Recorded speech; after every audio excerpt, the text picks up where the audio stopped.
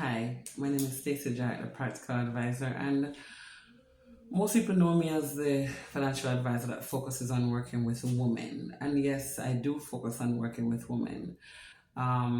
If I'm gonna work with a man or still have a conversation with a man, usually I prefer to have his partner there.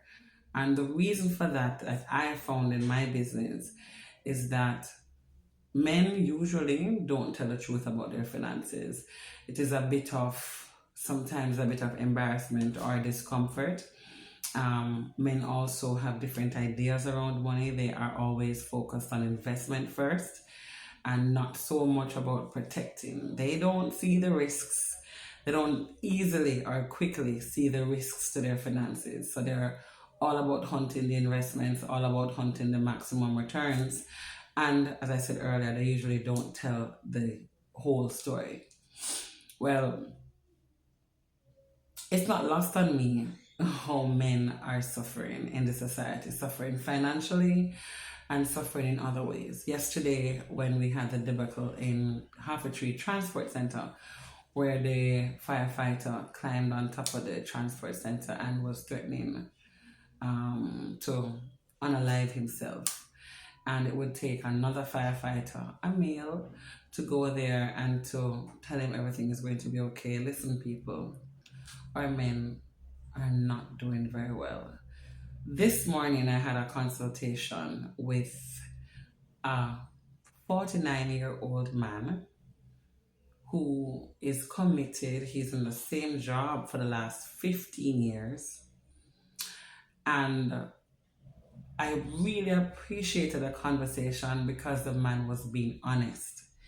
We were on the phone, so he was not distracted. I find that men somehow feel say them have to showcase them libido and them sexuality all the time. He's sitting in front of them. The first thing they're going to do is try to give unwanted compliments. I'm going to put that lightly. But if you hardly can find a man who will sit down and have a serious conversation about their finances, but we're on the phone. And so he was also very vulnerable and very open about what he was experiencing. The man is 49 years old, has a child, one child, and he is earning less than $100,000 per month.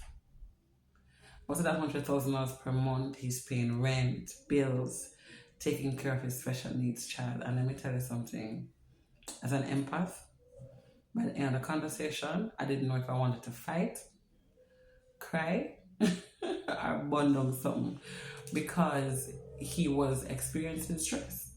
He's experiencing alopecia, and stress leads to all sorts of illnesses. And this is something that is common among our men. They're expected to provide financially, and usually they don't have the tools to. Did you know that most men do not go to college because they have to go out to work to support their families earlier than the women do?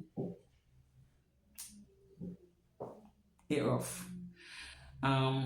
What's the point of this video? The point of this video is to say that no matter what your circumstances are, once you are honest with yourself, you can sit with a financial advisor and get advice. Now, you don't want a financial advisor that is just interested in you selling a policy. You want somebody who will listen to what your personal circumstances are, because everybody's situation is different. You want somebody who will listen to what your personal circumstances are and then try to find a way to help you to work it through. No matter where you are or what your situation is in life, there is a solution to work it out. It might come with a little sacrifice, but there's a solution to work it out. If you are finding that you're unable to support yourself financially, it's either two things. Either you're going to increase your income or you're going to reduce the expenses. Now, increasing the income is a future thought. We can't work with future thought to start.